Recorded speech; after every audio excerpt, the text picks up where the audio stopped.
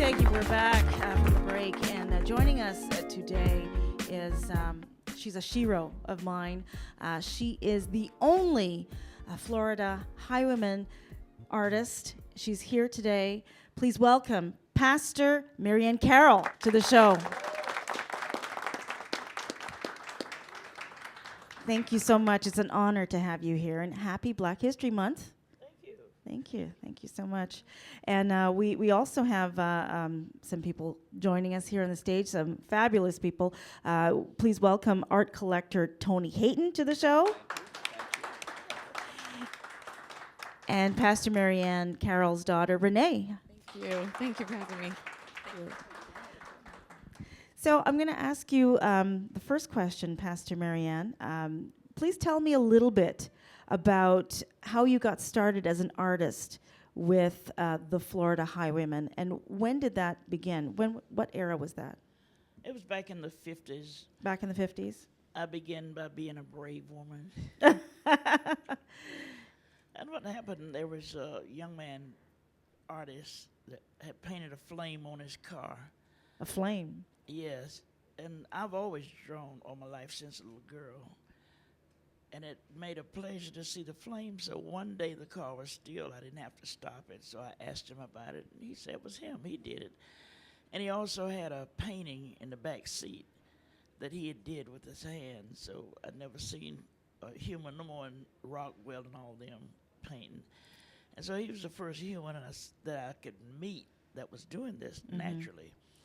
And I asked him about it, and he was willing to show me, but he didn't have to show me. He showed me the first three colors to mix. And when I mixed those, I started painting, and from then on. And the guys were sort of selfish because the average man, the average man that do things like that don't want a woman to match in his category. But I've always been brave, never afraid. Anything you do, I feel like I can do also. And when I come through, I raised my 7 children. 7 children. Yeah, behind this. And all of them still alive except the one that passed. She passed of lupus. I'm sorry. And she was a sweet kid I had. But anyway, I kept going, and so here I am today. Awesome. So you joined a group of artists, predominantly men, the only woman, and you're self-taught. You're a self-taught artist. Yes. And this was in the 50s. Yes. So this was in Florida, and what you did was you looked at the Florida landscape and you painted. And Yes. and who did you sell your paintings to, and how much did you make? At first, for a 12 by 24, I'd get like $12. Okay. And then for like 18 by 24, I get $18 and on up the line. But now they're in the thousands, so So now they're worth thousands of Yes, dollars, from yes. $12 to thousands of dollars. And Wow. I'm grateful to God that He did it, because if He hadn't did it that way, I would have had to maybe I never picked any fruit, but I probably would have had to pick some fruit and whatever else to feed my kids. To feed your kids. Yes. So there weren't many job opportunities for you. So painting was an avenue for you. Otherwise, you'd be picking fruit, like you Yes. said, to provide for your 7 children. Yes. So how much money do you think you made back then, brought home? Well, that I brought home was greater than that my husband brought home. Mm-hmm. He bring like $42 a week, and I'd bring like $400 a day. So, Whoa. so my life had been blessed. Yes, Blessed only absolutely. by God. So who would buy these? Were people just, would you sell them on the roads? Where would you sell them, and who bought them from you? Well, I thought I was too good like a lady to be on the road selling, so I Right. went to office. I'd go in and ask permission. In offices? Okay. And they would tell me to bring them in, so I brought them in, and they'd buy them. And then down the line further, they got to be where there was builders building houses and whatever. And we'd go by their office, and sometimes they would buy all we had because they was giving them to the people that were it was tempting the people buying the houses. So Okay. it was always a great thing, and it was a blessing. Awesome. So they would put these pieces as, great Yes. kind of conversation pieces in the houses. And, you can have the painting and the house. Yes, yes. Well, that's what happened, really. Yeah. Okay. You didn't see it, but you know it. I know it. I feel like I'm there. So you've had this blessed life, and are you the surviving artist of the group? It's some more of them. Quite a few of them are gone, but there was some like. Well, Harold Newton was the one that caused me to get started when I saw him doing it, and he showed me how to mix the 3 colors. Just 3 colors. Yeah, and I kept going. Wow. And here I am today. And here you are today. And I saw a beautiful picture of you with former First Lady Michelle Obama. What was that like meeting? Oh, that was a blessing. I don't even know how I did it myself. They got me, and they took me.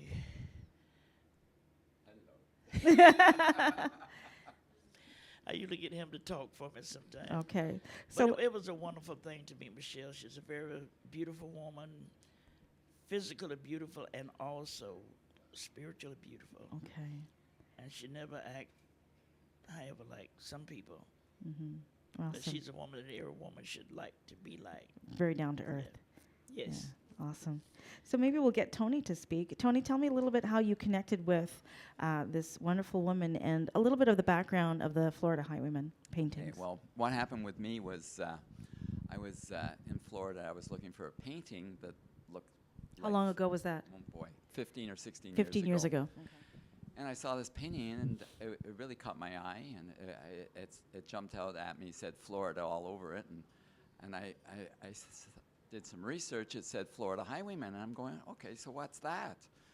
And I read it's 26 African-American artists, all from one place, painting at the same time, more or less self-taught, during a period of segregation, Jim Crow laws, prejudice, hatred, when black people were, supposedly in the fields picking or as domestics, their opportunities were limited, and they were doing this at this time. They started at that time, and they'd been painting.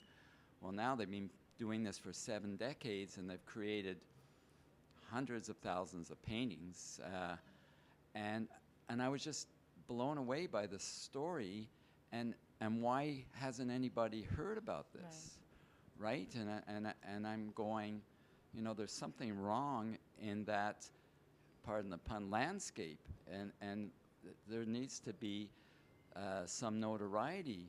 I mean, Marianne I met luckily, 10 or more years ago now, and she's just fantastic.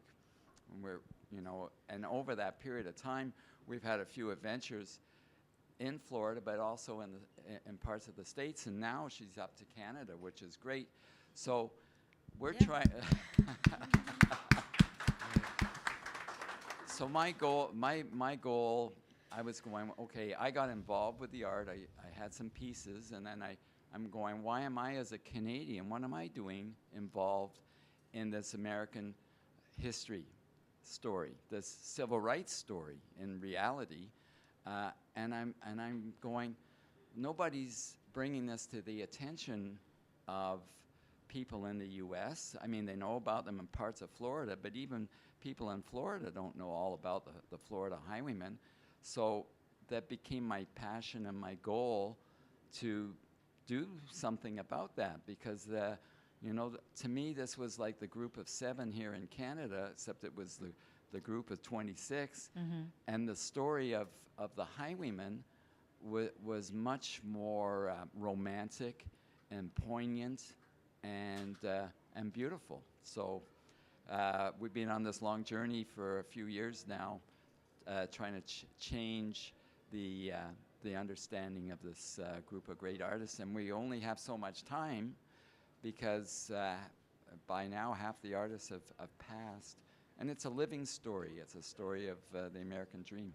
So we're lucky. It is really a story of the American dream, and people can experience a glimpse of the American dream here at Daniel Spectrum, just right across from us, right? Yeah, we've got an exhibit here in Toronto on Dundas Street at Daniel Spectrum. Runs now through March 12th for Black History Month. So fantastic. Everybody, please come. Yes, and how much are the tickets? They are free. They're free, and it's right next door. Come on, all. What are the times to? I think they're open 7 days a week, okay. And I'm going to say 9 in the morning till 9 at night. You have to check the Lots of time. website. And weekend hours are a little bit different. And we'd love Marianne to be here for the whole 6 weeks, but she's here now, and that's what matters. Yes, and we're just so happy to have her. Thank you, Tona. And tell me, Renee, what's it like having such a fantastic mother? Oh, wow. I didn't expect to speak, but she is definitely my hero. She's immeasurable. I'm blessed. I thank God for every day, even though I'm difficult. But she's amazing, and I could never stop raving about my mother. So It's amazing. And Tony, where can people contact you about the exhibit? Well, I think if they just go onto the Daniel Spectrum website, and there'll be a listing of the exhibit itself. But you know, one of the things I want to do is this art is here because the U.S. ambassador and his wife, former U.S. ambassador and his wife, heard about my journey, my quest to get these artists known. And you were in Montreal, and we met there for an exhibit in May, and you were most gracious to have us at that particular event. And now we've got Marianne and here today, which is great. So having said all that, the art has to go back to the U.S., and when it does, we need to find some venues, because the reason I have the art is to get the story told and the art seen, and hopefully Marianne's story, which is really special in this group, shared with everybody in the U.S. Fantastic. Thank Yes, beautiful. And Pastor Marianne, what can you tell someone listening right now who may be experiencing some discouragement about their art, or maybe in a position where they're feeling an obstacle, and I know that you're a woman of God? What would you recommend to them? What I normally say to anybody and everybody, a winner is not a quitter, and a quitter never wins. So keep your own hopes up. Don't let nobody tell you can't do it, because through God I find all things possible. Amen.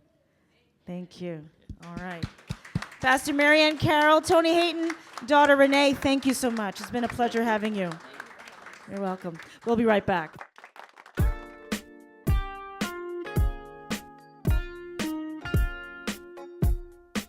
Thank you for joining us here at the Nikki Clarke Show, live at the Paintbox Bistro. Everybody still good?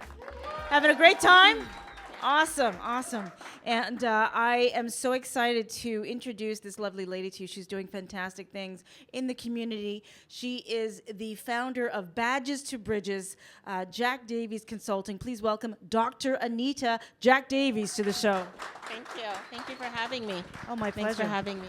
Thank you so much for being here.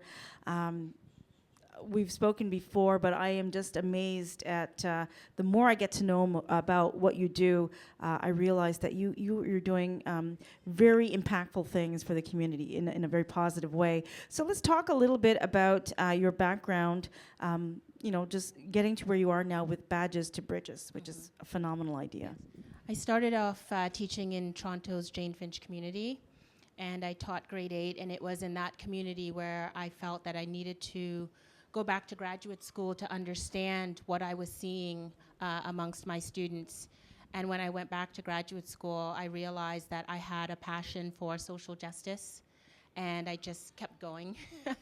And so I work as a workplace diversity consultant right now, but my work primarily involves teaching police officers how to police effectively in minority communities.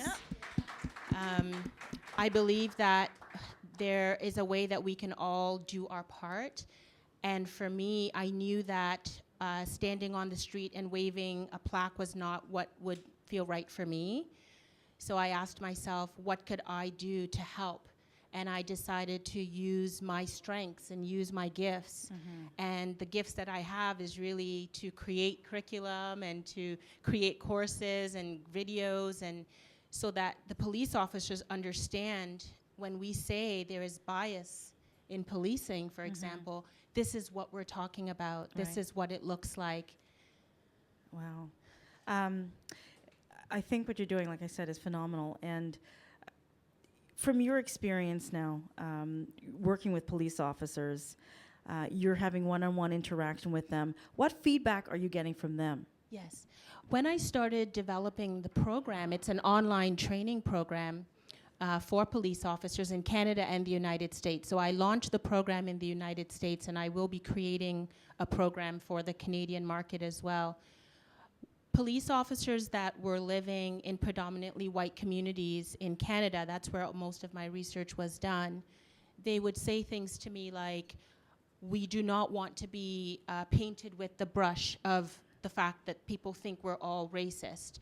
We went into policing to help.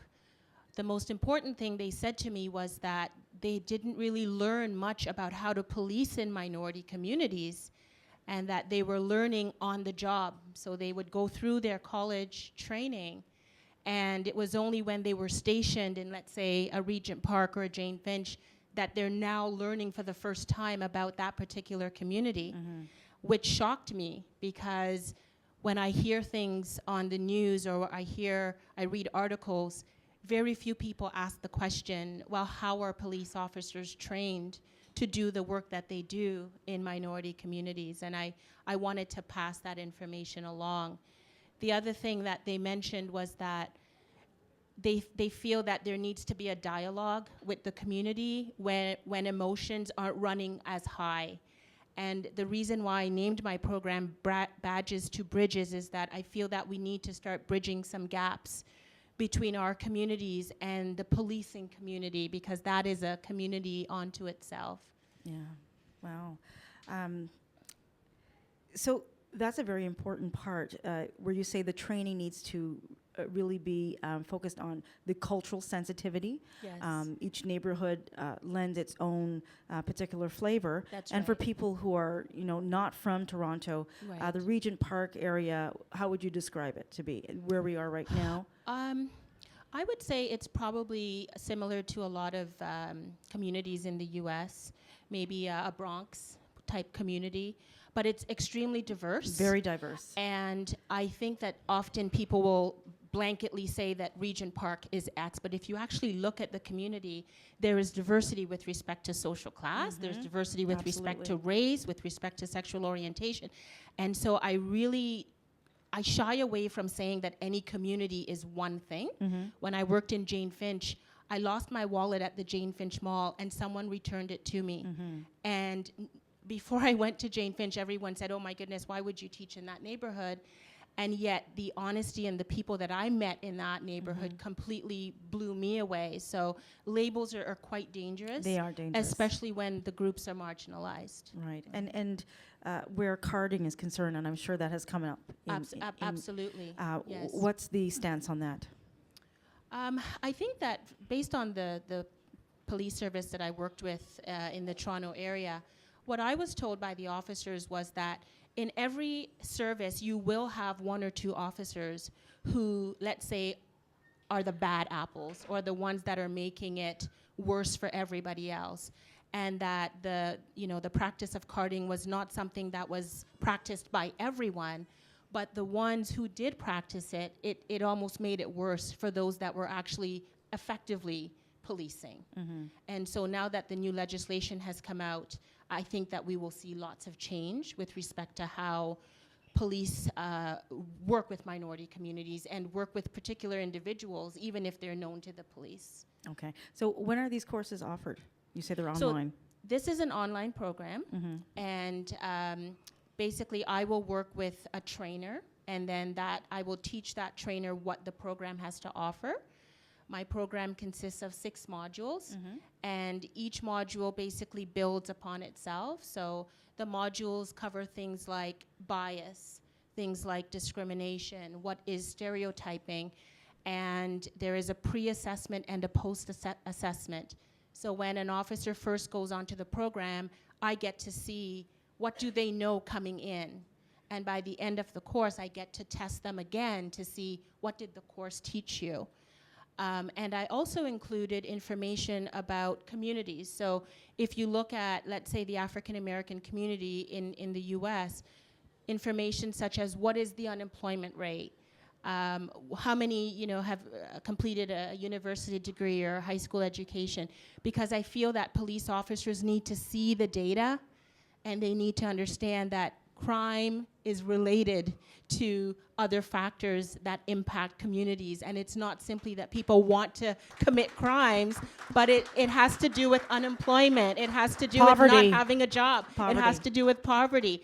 And I feel that we need to have more honest conversations with law enforcement about what is happening with actual members of the community, and not always with policymakers, but with real people coming to the table and saying, this was my experience, and I'd like you to know about it.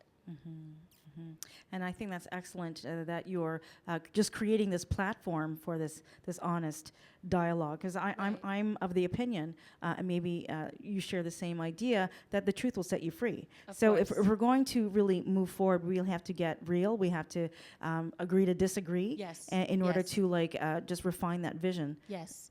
I think that's really important because a community member who gave me feedback on the program, her son had been hurt by the police, and she gave me feedback from a community perspective. And she said, when someone pulls me over, if I don't look the officer in the eye, that's not because I'm hiding something. It's because I was raised in Guyana and I was taught not to look police officers in the eye. So we need to unearth a lot of these issues. It's a cultural difference. Cultural differences, and it needs to be a topic of conversation that it makes us feel uncomfortable. But I think that discomfort is helpful in helping us to move forward. I think that's very important, and I appreciate the work the police do. Policing is really a community effort. It's a collaboration, and they can't work alone. They need everyone to work with them. Yes. And I've grown up with police, so I have a lot of respect for them. And my son, my daughters, I wanted them to not fear authority. Right. Yes. So they were always presented from an early age, to know what the police do and to be familiar with them. Yes. But an incident happened about a month ago. Okay. Actually, it was a lot warmer, so it was probably like maybe September or so. My daughter and my son went bike riding. And my daughter is my complexion. My son is more of your hue. Okay. My son was followed by the police. Okay. Yeah. For what reason? Yeah. Because he's riding a bike. Right. And right. So Yes. that is scary. Yes. And my son is on his way to becoming a doctor. Okay.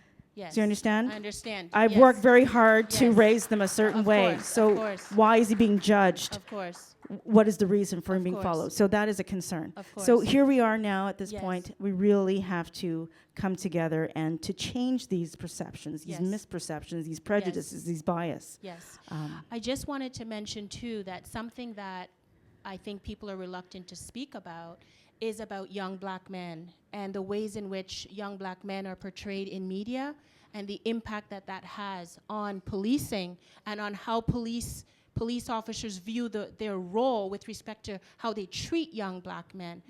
And I think that is again another honest conversation that needs to happen, because if you speak to young black men, they will have particular stories about interactions with the police that I might not have as a black female.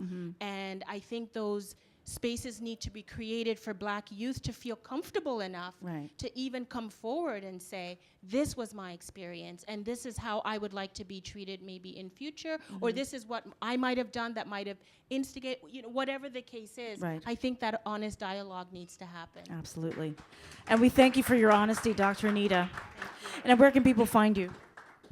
They could find me at www.dranitajackdavies.com, and there's a link to Badges to Bridges, and they can Google Badges to Bridges, and my information will come up. All right. Thank you so much. Okay, thanks for a having me pleasure. today. Thank you. We'll be right back. Thank you.